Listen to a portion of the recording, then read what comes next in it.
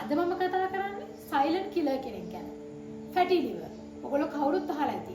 වැඩිහිටියන්ගෙන් 3 දෙනෙක්ගෙන් එක්කෙනෙක් ගත්තොත් මේ ෆැටි ලිවර් කියන රෝගී තත්ත්වය තියෙනවා.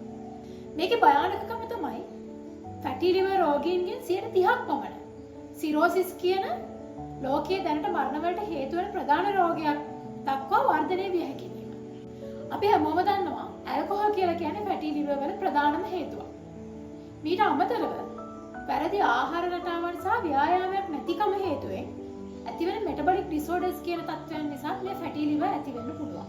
අධිරුධිර පීඩනය, කොලෙස්ටරෝල් අසමතුලිතතා, සීනි පාලනයක් නැතිකම, දියවැඩියාව හෝ දියවැඩියාවේ පූර්ව අවස්ථාව වෙන්න පුළුවන්. අතිබර හෝ ස්ථූලතාවය.